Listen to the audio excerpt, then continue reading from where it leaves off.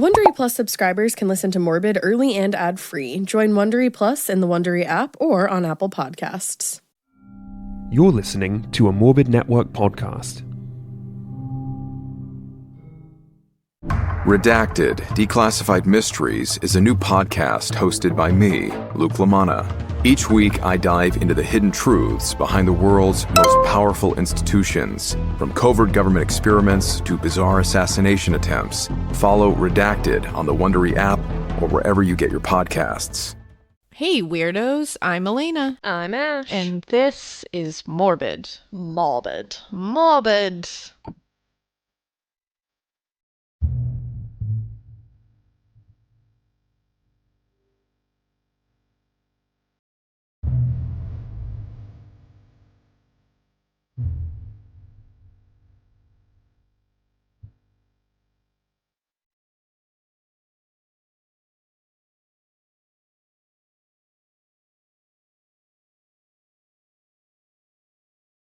Here we are. Hi. This is going to be a crazy one. I just want to warn you right out the gate. Right out the gate. Yeah. I don't know what it is. It's going to be a two-parter. Love that. There are a lot of victims in this case, and I wanted to make sure I mentioned as many as I could humanly possibly find and confirm, because I didn't want to glaze anybody over. Today we are going to be talking about the insane case of William George Bonin. Ooh, I have not heard of this person. Yeah, I had heard of his name. Okay. And he was referred to as the Freeway Killer. And yeah, we're just going to get right into it because there's a lot to talk about, so I don't want to waste any time. Right. He's called the Freeway Killer, which I think there's been a few Freeway Killers. Okay, I was going to say that because I was like, the Freeway Killer. The Freeway Killer. A Freeway Killer. Sometimes they reuse those stupid names that they give people, but yeah, he's one of them. So you've definitely, I'm sure, heard of at least one of them. But William Bonin sounded familiar to me, so when I dove into this, I was like, wow, I didn't know all of this. Okay. He's another one of those that you're like, what? Why were you lurking? How? What? Yeah, it's a crazy one. He abducted, raped, tortured, and killed at least 21 young men and boys. Oh my God. Yes, in California. And he did this in the late 70s, early 80s. Of course he did. Yeah. So, yeah, they were young men, like all in their teens. He never got out of the teens, like no, but really not higher. I think maybe one of them is possibly like 23. Okay. That's it. But they're young. Oh, God. Yeah. And he's known too for never showing any remorse. He had never shown remorse. He never apologized when he talked about it later. He was like, yeah. Like, I liked doing it. I don't know what to tell you. Like, he's not sorry at all. People who knew him, and we'll get into it later, people who knew him said that he literally liked to hear people in pain. Like, that's what he enjoyed. Yeah. And what's even weirder with him is he had a few different accomplices that he worked with. Oh. So this wasn't a hillside strangler. This wasn't Henry Lee Lucas and Otis Toole.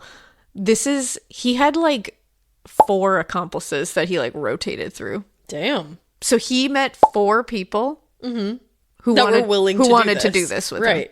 That is a scary, scary thing. That's insane. And I can't wrap my brain around it, but it probably happened. Good that you cannot wrap your brain around that. So let's take you back, shall we? No thanks. He was actually born in Connecticut. Oh, right over there. So like right over there. Hey, Connecticut. Hey, Connecticut. Yeah, you're very soothing to drive through because nothing's going on. Maybe not anymore. Yeah, very not. But he was born on January 8th, 1947. He was the middle child of 3 brothers. The middle child. He was. But I think his entire family was just a middle child because it was very bad. Very dysfunctional. Not a good childhood at all. Oh, okay. I'd like to preface this by saying there is a lot of talk of rape. A lot. Mm-hmm. And there's going to be talk of child molestation. Oh, I'm not going to get into it. I'm not going to go like details or anything, but it's going to be mentioned. So just so you know, if that's a bummer and you don't want to listen to that, we understand. Yeah, that is a bummer. And you know what? Here's your moment. We love you. Have a good time. Whatever you're doing today. See you next time. Bye. Okay, for everybody who's still here. His parents, Robert and Alice Bonin, were not great. Okay. Not great. Not even adequate. Not even really. adequate. They're not even fine. They're just bad. They were both definitely like really angry alcoholics. They were aggressive. They were violent. Robert in particular was very mean-tempered.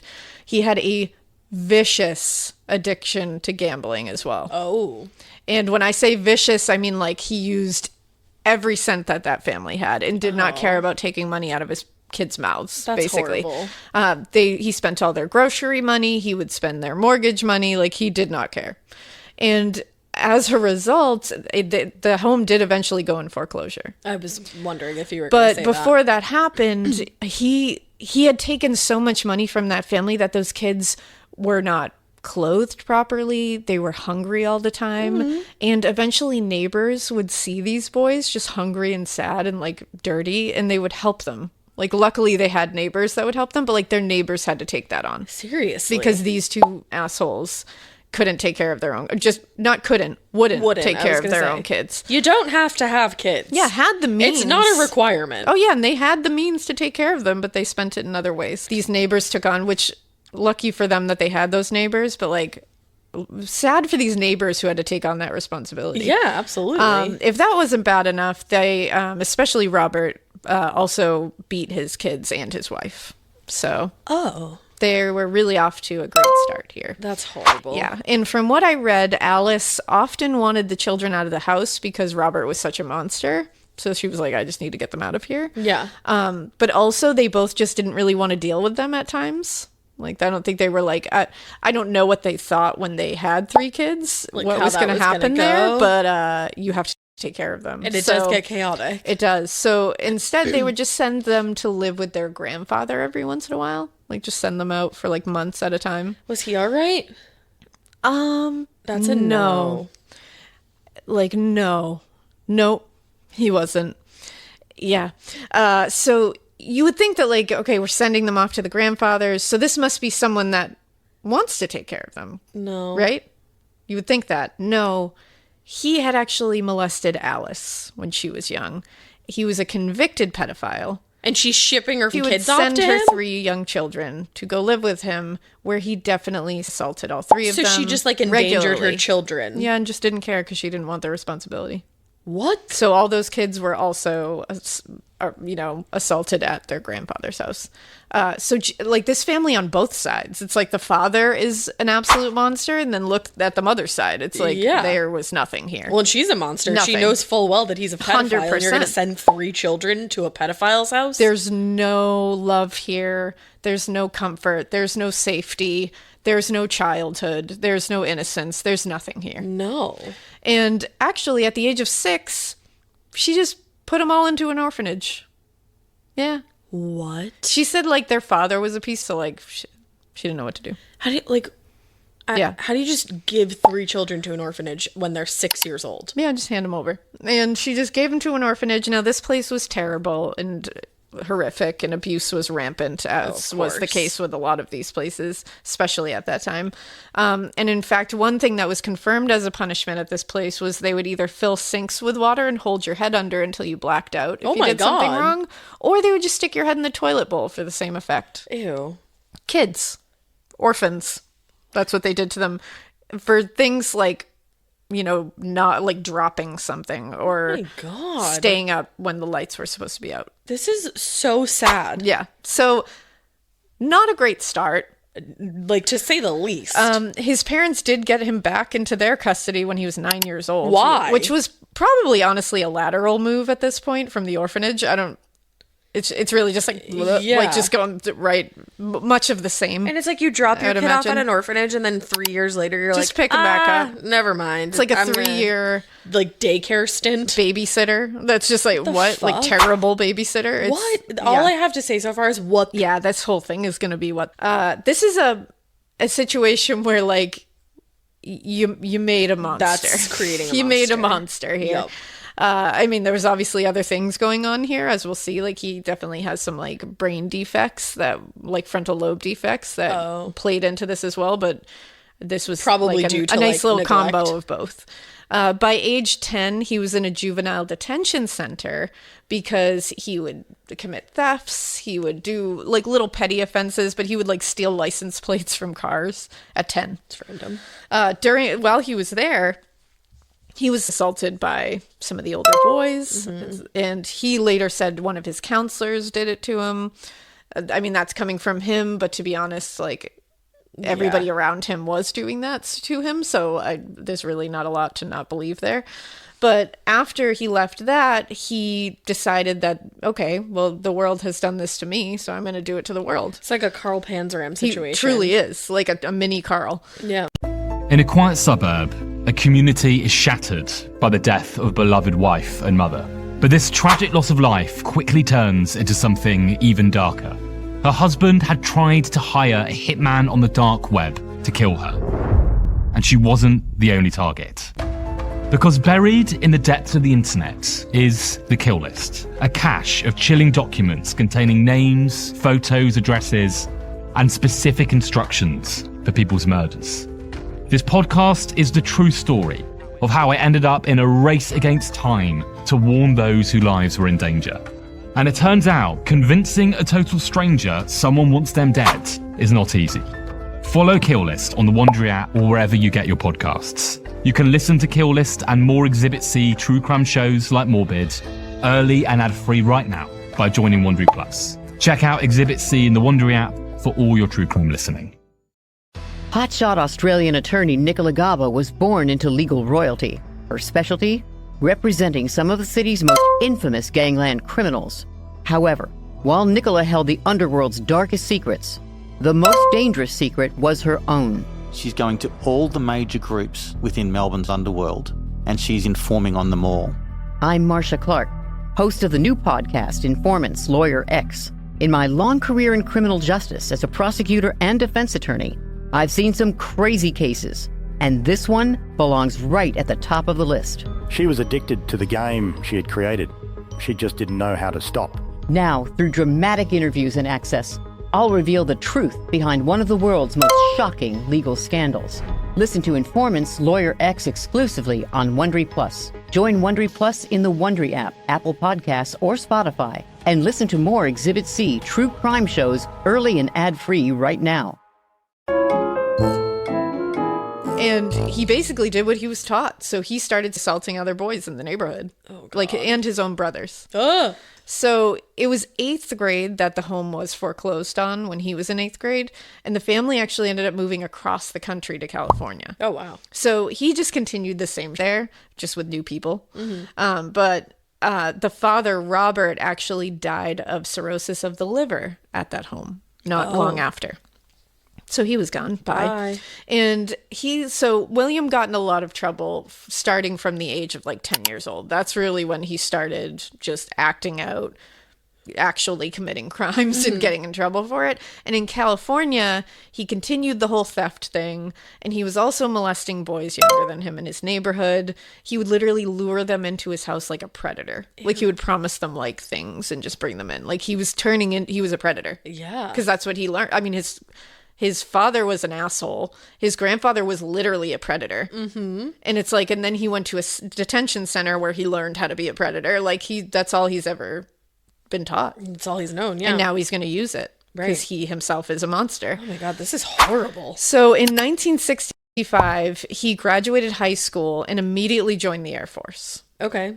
Now, before he left, he apparently had a high school girlfriend named Susan, which I was shocked by. No, thank you. And he asked her to marry him, and she said yes. Don't do it. Girl, don't do it. He later said he basically just proposed to her to please his mother, which is weird, because I'm like, Strange. You wanted to please your mother? But I think she wanted him to do something that she felt was like, quote unquote, normal. Yeah. And that was marrying a girl right out of high school, like a good old boy, I guess. Like, okay. I don't really know. So off he went to serve in the Vietnam War. Where he learned which horrible things. Was probably like not going to be great for him, but let's see. This is just a pile on. Yeah. So he went in there and he became an aerial gunner, and he actually was doing great. He received medals for conduct and actually saved a fellow soldier's life at one point and received an honor for that. Like, risked his own life to save a fellow soldier. What a dichotomy. Yes. And you would think that maybe that would give him some, like, new sense of purpose or a feeling that life is precious, but it did not. And again, Vietnam was, there's not even words. Because even, it's like, you would hope that maybe saving a fellow soldier would give you something to latch onto, but then the other stuff that he saw, I'm sure it was just like a constant flux of terrible. Yeah. Now, during his enlistment, he actually ended up assaulting 2 fellow soldiers. He literally like tied them down and raped them. Oh God. Yeah, at gunpoint. Oh God. So he already started this really like bad reign of terror. And after he was there for, I think, a 5-month tour. So in 1968, he was honorably discharged. And he was later quoted as saying that his time in Vietnam made him feel like, quote, human life was overvalued. Okay. So not great. Like, who are you to decide that? Not great. This is not going to be great. He moved back in with his mom again in Downey, which is pretty close to Los Angeles. And once he was there, he married Susan, like right away. Mm-hmm. He was not a peach to be married to. I was going to say, poor Susan. I know this is probably a shock. In fact, Susan later said that, quote, he told me he had this dream a lot of times. He would be in a bar alone and he would walk up to a girl who had no face. He would buy her a drink and take her to a deserted place. There he'd rape her, kill her, and bury her in a shallow grave. So she divorced his ass pretty fast, like blink and you'll miss it fast. Like they were married for like a blip. Yeah. So she was like, bye. Yeah, like somebody tells you they have that dream. No, you dip. thank you. You dip right out of that sitch. So now he's pissed. He's rejected. Yeah, because he's been scorned. He's failed, and he's ready. He's like, you know what? I'm just going to go back to my old ways. I'm going to hunt young boys again. Mm-hmm. So he moved back in with his mother, like I said, who obviously that's not a good relationship. So we're not killing it. No. And he starts his spree. Now he starts abducting and assaulting boys, like back to back to back. He did it to 4 young boys, like boom, boom, boom, boom, boom. Oh God. These victims were, I'm just going to say their first names, even though they're published. Like, why? Larry, William, John, and Jesus, who were 12, 14, 17, and 18 years old. God. He raped them all after abducting them, and then after that, he tortured all of them in various ways. Like how? We're going to get into some of those ways. Okay. Now, in 1969, he was 22 years old, and he was arrested. So this was shortly after those 4 boys he assaulted. He was arrested in 1969 when he was found with a 16-year-old boy in his car. That's not Now, good. he had lured this kid in and then forcibly kept him there when he tried to leave. And the kid had tried to like get out of the car. And luckily, while he was trying to get out of the car, a police officer happened to be passing by. Wow. And helped. Thank God. Now, he did tell the police at that point. He was like, I probably would have killed that boy if you would not come. Okay, so he told the police that I would have killed him, but then he went on to like kill other people. Okay. Now they connected him to the other assaults. So now he was charged with 5 counts of kidnapping. And he was also charged with child molestation and some other horrific offenses like sodomy and go to jail, like forced forever. Sodomy and, you know, terrible things to children. Throw away the key. Exactly. Throw it away. During evaluations, he was deemed, quote, mentally disordered offender amendable to treatment. Amendable to treatment. So he was sent to a hospital for treatment. Excuse me. When they evaluated him further, they said he actually had an IQ of 121, which is above average. Yeah. He was also manically depressed and also they found damage to parts of his brain that regulate violent impulses. I wonder what happened there. So he does not remember, but he didn't remember, but he said that, I mean, he knows he was abused his entire life. Yeah. Like his parents abused him, his father abused him. Like they think some massive damage was done and he just doesn't remember it because it was probably done when he was so young. That's horrible. So I imagine, I mean, it was definitely his frontal lobes were in, like, you know, that connects to, like, you know, the prefrontal cortex will kind of like signal to the amygdala, let it know that a perceived threat is something to get all pissed about. And then the amygdala will sound the alarm when a threat is near. And it will be the one to recognize it. But the prefrontal cortex, that thing, is like, whoa, whoa, whoa, let me check it out. And then it reports back. So the frontal cortex is the one that's like, let me make sure that this is something we need to like around with. Gotcha. So when that gets like activate fuck it up, you can't regulate what is a perceived threat, what isn't, what impulse is violent, what isn't. Like, it's so you just go off of all your impulses. Just like like there's no filter, no regulation at all. There's no impulse control. That's and it scary. doesn't no violent impulses or thoughts can be regulated. And how do you amend that? That's a hard Therapy. one to. Yeah, that's really all you can do. It's once that's Like damaged, intensive therapy, I would assume. yeah, I mean, it's literally brain damage. Furthermore, when they looked him over like more medically, they saw a ton of scars on his body from childhood. Oh God. Like, he had clearly been brutally abused. Like, and he didn't remember where most of them came from. That's really Yeah. sad. So they placed him at Atascadero State Hospital in San Luis Obispo County. And after 2 years, they said, all right, we can't really treat him. He's unable to be treated. Like, we can't make him better. So then you just put him into the world? No, they said they couldn't. They were like, we can't even budge him away from, like, not being horrific. And so they were like, you just need to finish your sentence in prison because something's wrong. Like, which is smart. Which is smart, but like, you have to finish your sentence? Like, how long was the sentence? Well, and he was released June 11th, 1974, because doctors said he was not a threat anymore. Doubt it. They were so wrong. Clearly. Like, so wrong. Like, because here we are today. Could not be more wrong. So he was released, and only 16 months after he was released, so a little over a year. Yeah. He picked up 14-year-old David, who his name is also his last name is also published, but I'm just going to call him David. Yeah. He was hitchhiking. David said he was not feeling threatened at all at first when he was picked up by William. Mm-hmm. And he said, he seemed like a cool guy. They just kind of drove and talked. He was like, I literally didn't feel threatened at all. He did not give off a bad vibe. That's so scary. Yeah, he never was weird, like, in the beginning. And, he didn't have a face that freaked me out and blah, blah, blah. But he said all of a sudden, he started to get a little inappropriate. Like, he was saying things that were making him uncomfortable. And David was like, you know what? Can you please pull over because I want to get out? Yeah. Like, I'm not into this. And suddenly, William got pissed. And he pulled a gun on David. Oh, man. And then he drove him at gunpoint to a field. Oh, God. Where he brutally raped David and tried to strangle him with his own t-shirt. What? And it was horrific. David was screaming as loud as he could just to try to attract anyone's attention. Yeah. And he was just trying to beg him to not do this. And this apparently did something to William because he stopped. Yeah. And it's the only time he stopped. I don't know why this worked this time. Can you imagine being that one? David? Like, why did this work? Right. I don't know why this worked. Maybe it's because he didn't have an accomplice with him. He was not great when he didn't have someone with him. Okay. But he did do it. He did do it by himself eventually. So, but maybe it was like he just wasn't confident enough in his own like sick abilities to do this. Mm-hmm. But he stopped. He apologized and then drove David home. But apparently, when he dropped him off, he looked him dead in the eyes and said, "We'll meet again." And he said that, like, haunted him. Duh. Yeah. So then he attempted to abduct, very shortly after this, he attempted to abduct another teenage boy. And this time he was caught when he attempted to run the kid over with his car for rejecting him. What? He was caught. And he was charged with attempted vehicular manslaughter and rape for David.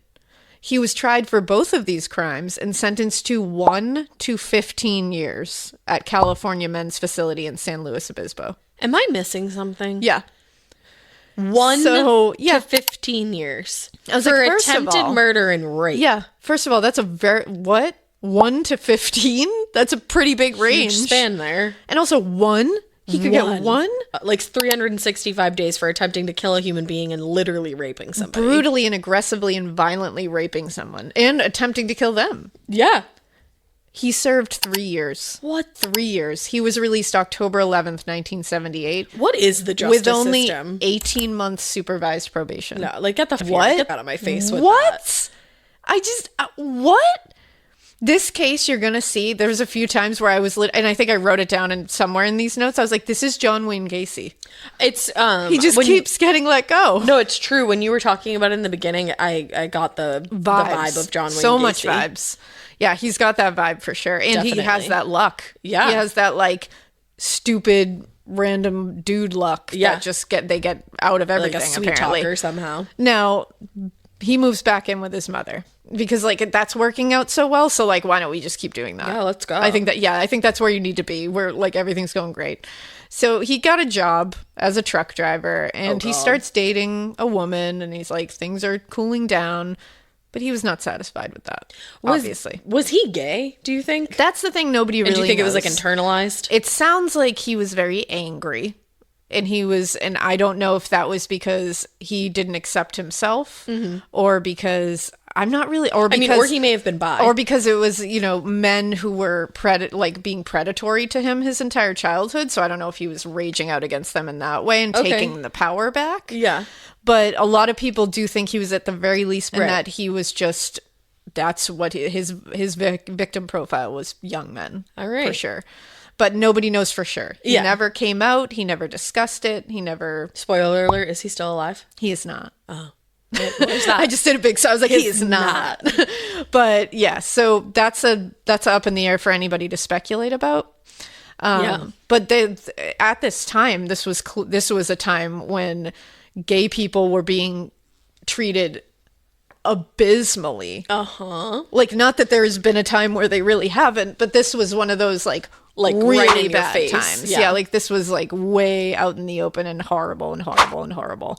So a lot of these murders were being blamed on like and stuff, and it had nothing to do with that had nothing to do with it. That's not it at all. It's like, but that was the main thing in all these stories and a lot of them. So it's a bummer when you read some of the old newspapers. You're like, like it has nothing to do with that. No. So he's dating a woman. That's the other thing. That's why a lot of people are like, was he bi? Like, or was he just trying to go? I don't know. Yeah. I just don't know. But he was dating a woman. He was not satisfied with that life. He was not satisfied just being a truck driver and going to work every day and dating somebody and just going home. Yeah. He wasn't satisfied with anything. He needed thrills. He was definitely a thrill seeker. That was why he was doing this. It got him off. It got him happy. He liked this stuff. Try a roller coaster. You would think that would do it, but no. Go to Six Flags. So he was like, you know what? I've been assaulting, boys and raping boys. And, I got to like up this a notch. So he was like, you know what? I bet torture and murder would be the thing that could really get me going. No. So around this time, he was hanging out with a lot of neighbors in the area. And these neighbors that he was hanging out with used to throw like a lot of parties at night. And they would have like random dudes over. So he would like float in and out of those parties. And some of these people he met were Vernon Butts, 22 years old, and Gregory Miley, who was 19 years old. Now, this is like right in his age group wheelhouse that he likes to hang out with. And Vernon was a magician, and he was apparently into like dark as well. He was like into the occult, people said. But they ended up striking up a conversation, and somehow it led to how they all were pretty into the idea of raping, torturing, and killing young boys. Good. Would have loved to know how that segue just flowed into that. Yeah. I like magic tricks, and then it just goes into that. Like, how what? do you just meet like two other people that are as up as you? And how do you broach that subject? Like, you're literally you're just saying it and hoping that they're like, me too. Same. Because if they're not, then are you going to kill that person because you've just told them that's what you're into? Like, probably. What? So I guess like either way, you either get an accomplice or a victim out of it. That's tough. That is truly tough. It's really weird. So a few nights later, so they had all talked about this and been like, yeah, like that's what I'm into. And I guess he was saying like, this is like my plan. Like I'll hit you up when I decide to do this. And they were like, cool. Oh. Now, a few nights later, he met another future accomplice at another one of these parties. What are these parties? I'm saying. Who was at these parties? His name was William Pugh, and he was 17 years old. He, too, was very intrigued when he heard that Bonin liked to abduct, rape, beat, and murder teen boys, or that was his plan. He's 17. Again, how are they all in one place? Come on. How? Come on. But what he did with support from them was next buy a pea green Ford van. I saw that. Very creepy van. Saw that. He had gotten a job as a delivery driver, so he was using it for that. And he also turned it into a murder mobile. He removed the door handles in the back so that anyone inside was stuck in there with no way to get out. He also placed various weapons all around the back and like hid them so that no matter where he was in the van, he could just grab a weapon on an unsuspecting victim. That's terrifying. Yeah. And it reminds me of like the Lawrence Bittaker, the toolbox murders. Because they used to call their van like Murder Mac or something like that. We're going to cover that one, but that one's so horrific. I mean, they all are, but that one. Yeah, you're going to break me. There's a transcript involved with that one that I would never read in a million years. It's like Toy Box. It's really heavy, but it gives me that vibes. So this is when the murders officially began. May 18th, 1979, he and Vernon picked up a 13-year-old boy named Thomas Lundgren. He was hitchhiking because, again, this is the time. It's the late 70s. Yeah, everybody's hitchhiking. Everyone's hitchhiking. Once they had him inside the van, he was raped, stabbed several times, and strangled. And then they slit his throat for good measure. Jesus. Before they dumped his body, they also removed his penis and testicles. Oh my God. Now, for each of these murders, he also used a yellow nylon rope. And he would bind in all the court documents, they found ligature marks on all the victims' wrists, ankles, and necks, and sometimes would find the actual cord still attached. Wow. So they were bound while this happened. Shortly after this, he was arrested again because he was caught again assaulting a 17-year-old boy. So remember, he was on probation, so he was supposed to go straight back to jail and serve the rest of his sentence, but there was a paperwork error. Isn't there always a paperwork error? Paperwork error. Why? And he was released before his court date. It's literally John Wayne Gacy. There is always a paperwork error. Like, I'm pretty sure that same thing happened to John Wayne Gacy. It literally did. If you work in the paperwork field, stop making errors. Yeah. Come on. Proofread. Come on.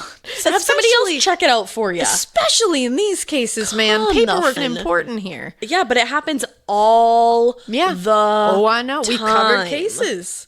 Look at this. I'm so mad right now. Oh, yeah. And I felt this way with the John Wayne Gacy thing because everyone's like, how did that dude just keep getting out of it and keep slipping through the cracks and keep being able to do this? And this is what happened. He was able to do this. Like, you're not people didn't do their job. Any good into the world. So why are they probably feel like they're getting rewarded. Like, of course.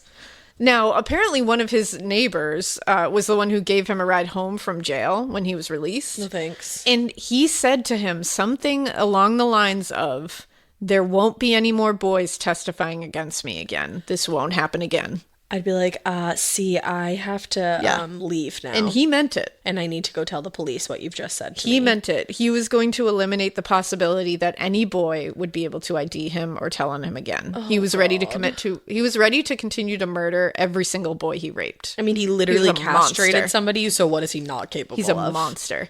Now, towards the end of the summer, 17-year-old Mark Shelton was walking to a movie theater on Beach Boulevard.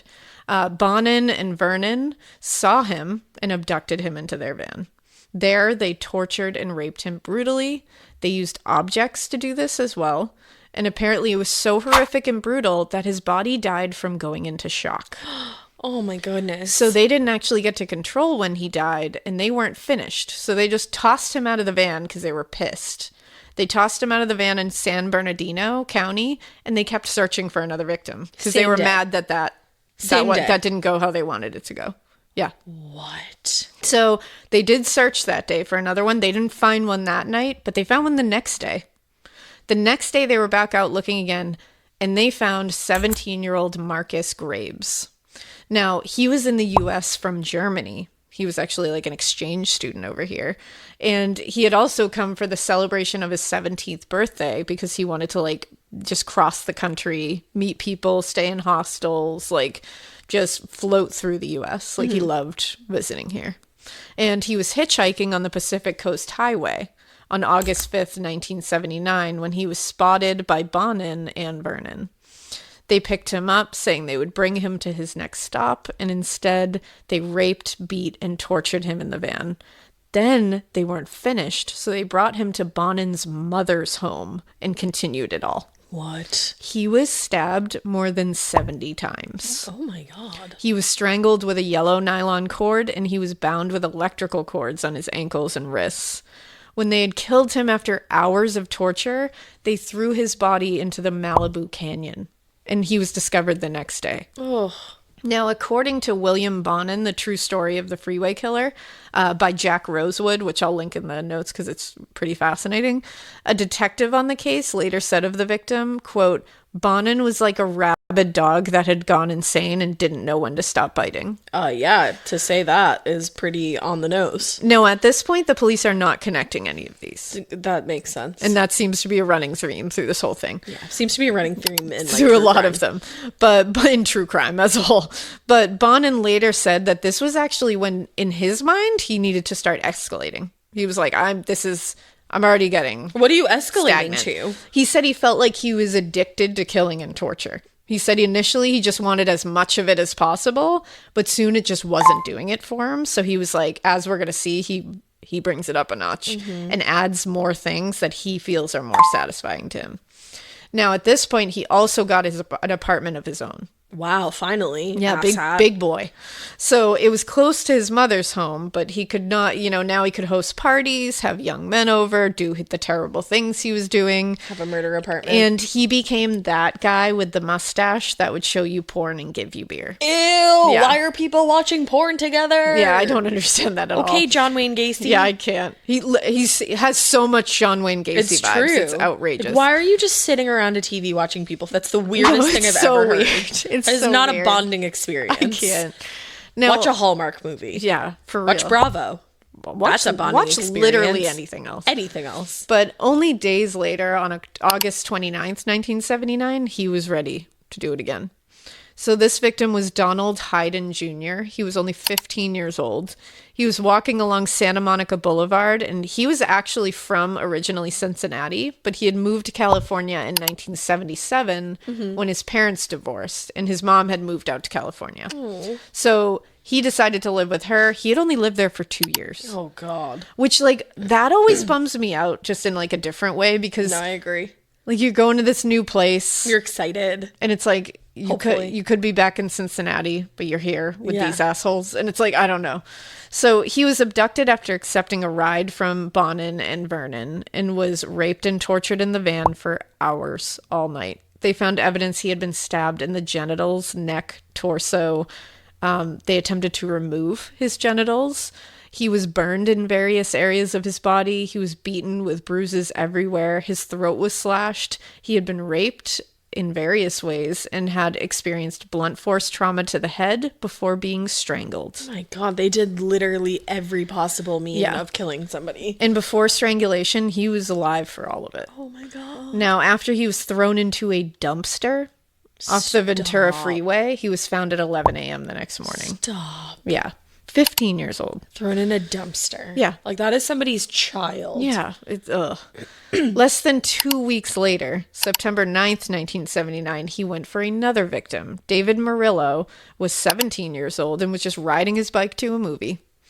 It was Bonin and Vernon again, Vernon Butts, and they abducted him into the van and repeated the process of rape, torture, and murder. He was beaten in the head with a tire iron and strangled. Oh my God. He was then dumped on Highway 101, where he was found 3 days later.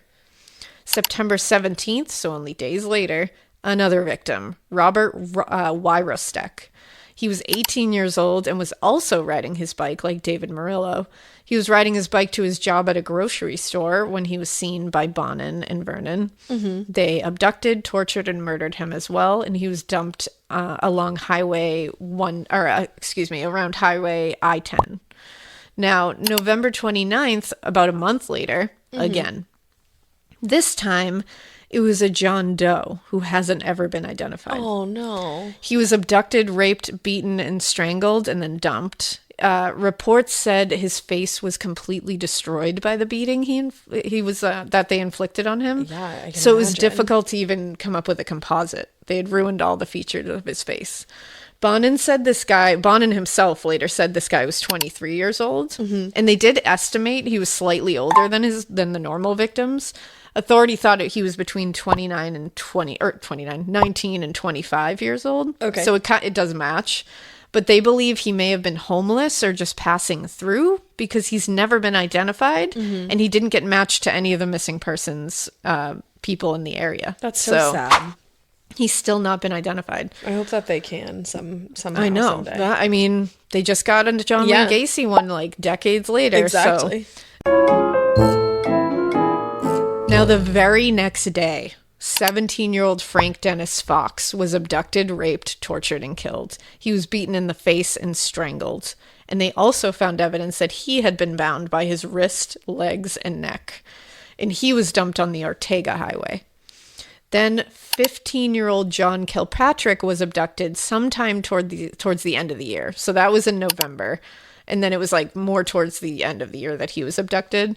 He wasn't initially found to be missing until February because he was one of those kids that would go missing for a while and not talk to anybody. He was kind of like a floater. So his family didn't really think anything of it or think he was missing. At this point, they're still not connecting a serial killer, by the way. All these bodies along highways with the exact same ligature marks. Like, guys, they're not. Come on. Yeah. So in January 1980, Bonin killed someone alone for the first time almost ever. Michael Francis McDonnell was 16 years old. He raped, beat, and strangled him, then dumped him in San Bernardino County as well. February 3rd, 1980, Charles Miranda was abducted. He was 15 years old. He was hitchhiking along Santa Monica Boulevard. This is when Bonin was with Gregory Miley, so that other accomplice. He was 19 years old. They picked him up together. They attacked him, raped him with sharp objects, and then beat him. Apparently, he said to Gregory Miley at one point, "Kid's gonna die. This kid's gonna die."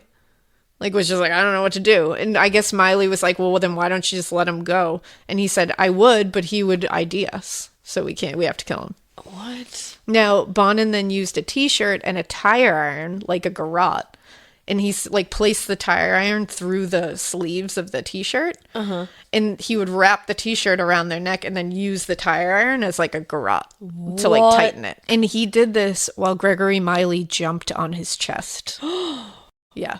They then drove to LA and dumped Charles's body in an alley there. This is so brutal. So brutal. Yeah, it's really brutal.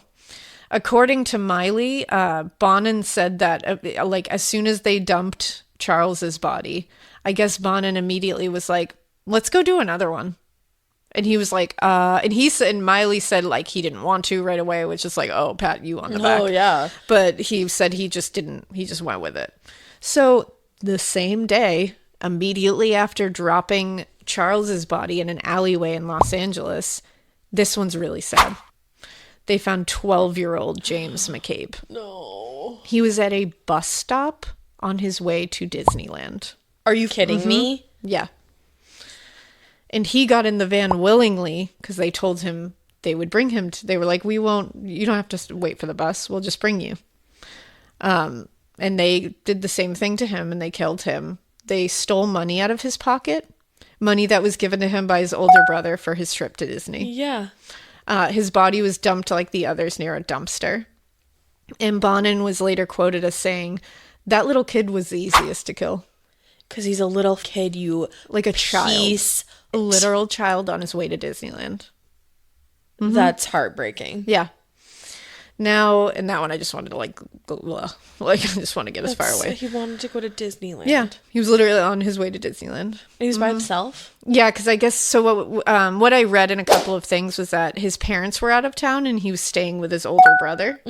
And he wanted to go to Disneyland, I guess, and that was like a normal thing. Like, kids would just go. And like, it wasn't like it is now, like it was a different time. Yeah. So it's like, I think he was just going to Disneyland to hang out by himself. And that was not a strange thing. Yeah. They would just go and play on the rides. Gotcha. Because it was also definitely not what it is now. No, of course so not. I think it was more like an amusement park kind of thing. So March 14th, 18-year-old Robert Gatlin was abducted in North Hollywood. He suffered the same fate as the other victims, except he had something different done at the end. He had an ice pick jammed into his ear and throat and was strangled to death before being dumped on a freeway. An ice pick in his ear? Yep, and that was the first time he had done that. And throat. So March 20th, remember that was March 14th. March 20th, days later, he brought William Pugh this time with him, that third accomplice that was into this. and they abducted 15-year-old Harry Todd Turner. Harry had actually escaped from a group home, I think, like a boys' group home. Where he was probably like being abused already. And he was just trying to get money, like do anything he could to get money and food. And they offered him $20 for whatever, and he agreed. So they bound him with electrical cords, raped him, beat him so badly that his skull was fractured in 8 places. Oh my God. Bonin actually bit him several times as well in various places. They then used the t-shirt and tire iron trick to strangle him to death and dumped him in an alley in LA, just like Charles Miranda. Now, the next victims were only days later. And they were 15-year-old Russell Dwayne, I think it's Russell Dwayne Rue, and 14-year-old Glenn Norman Barker. Both had been picked up hitchhiking. They had been brutally raped, beaten, bound, and then strangled to death. And both of them were dumped along the Ortega Highway. Glenn Norman Baker also had cigarette burns in a necklace pattern around his neck. What? Yes. They're still not thinking this is a serial killer. Come on, guys. What were you guys doing back then? Yeah. Like they're looking at this and being like, yeah, I don't think this is connected. No. Yeah, I don't think this is like one of the cops came out and was like, no, this isn't like a hillside strangler thing. It's like, come on. It is though. And it's like you didn't think the hillside strangler thing was a hillside strangler thing either. Like you're not batting 1,000 on these. Maybe just go in a different direction. Give it a chance. So also, they later spoke to his accomplices, and they all agreed that one of the things that they noticed was that the more that these victims screamed, the happier William was. So they said it seemed like his whole thing was to get the most fear, the most terror, the most pain, and the most screams out of these people. That's really and he would do whatever he had to do that. And that's why it kept escalating, because he wanted more and more and more. He wasn't just an ends justify the means kind of killer. Mm-hmm. You know, some of them are like, I didn't enjoy the process, but I was happy with the end result. You know, he loved the entire process. This was a real monster from start to finish. Now, the police may not have been willing or into seeing that there was clearly a serial killer angle here, but the rest of pretty much everyone was definitely noticing a pattern, especially reporters that were covering this case. They were like, hey, we're seeing this. Why aren't you? So days after the last few victims were found, there was an article written about the case. And it was a reporter named J.J. Maloney. He worked for the Orange County Register, and he kind of like busted it wide open. So they did a ton of research. They talked to a bunch of professionals about this whole thing. And they published a story he wrote that basically called out the police department for not putting these cases together. Good for them. And he said, what I think is happening is the police department is scared of the public pressure that comes from saying a serial killer is out there. Yeah. Because once you say it, they're going to want you to catch them. That's and it's very like true. They're worried about that, so they're not saying it. And that's detrimental to solving the case. Yeah. Like, yeah, you're going to get a lot of pressure, and you're going to get a lot if you don't solve it right away. That's kind of your job. Yeah. Maybe the pressure it's actually like the direct description of your job. Yeah, is solving like it, the figuring pressure out and solving it. should get you going. The pressure should be the thing that makes you want to solve this. Right. Like, what are you doing? So they were actually the ones who called him the Freeway Killer. Okay. They're the ones who like coined that for him. Mm-hmm. The police were pissed. Yeah, because they just got asses made of them. They were not happy. But like, call it like you see it, man. Yeah, they were quoted as saying, I think it was Captain Walt Ownby of the Los Angeles County Sheriff's Department said, I believe it was the Orange County Register that started all this. This has built up and created a lot of fear about a killer or group of killers, and there is no evidence substantiating any of that. Oh, honey. Eat those words. Eat them for dinner. They were wrong. Eat them. And that's where I'm going to leave you for part 1. Yeah, good, because I need a minute. Yeah, I think we need a little break. Everybody needs a minute. But so this is where we are. We are close to April of that year. Yeah. And we are no closer to even connecting these as a serial killer case. Great. And he is just on a reign of terror. A true reign of terror. This is like the definition of reign of terror. He truly is. And it's this guy has been doing this. I mean, when he was 10 years old, he was already getting in trouble. Yeah. But he didn't have a chance. No. Like, this was no chance of this person. There's no justifying it. And you feel horrible for younger him. You feel horrible for younger him and his brothers. Turn it around, man. You hate the people that did this to you, and then you become one of them? What sense does that make? It just, like, it seemed like the system failed him. His parents failed him. His grandpa failed him. And then he failed himself. Yeah. And it's like, there was just massive failures in every single angle of this case. I think too, unfortunately, like, therapy was so looked down upon at that point in time. Oh, it was so different. He could have benefited so much from therapy. 100%. But and then, like, it's just a different time. Then you throw Vietnam in the whole thing, and it's like, oh man, this is just a recipe for. It's literally like bubbling in a cauldron. Of course, yeah, because I think he logged something like 700 combat hours or something.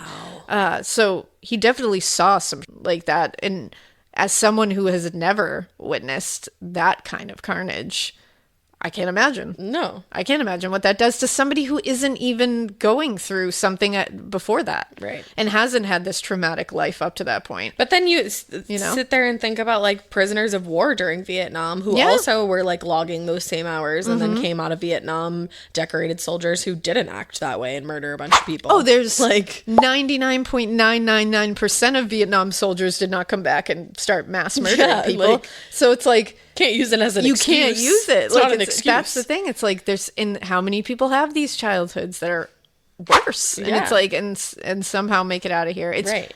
But there's no way of, like, quantifying it. No, you know what I mean? Like, not. you can't figure it out. There's no pattern.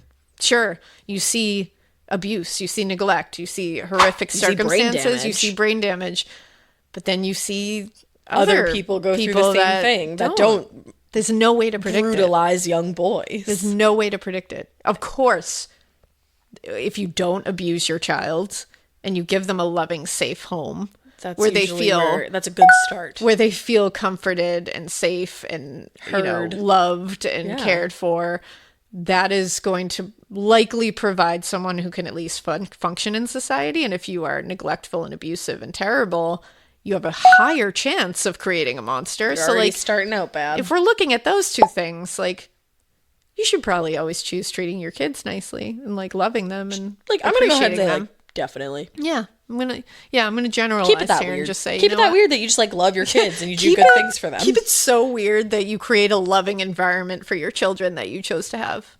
And with that, we hope you keep listening. And we hope you keep it that weird. Yes, keep it that weird. Love your kids. Goodbye.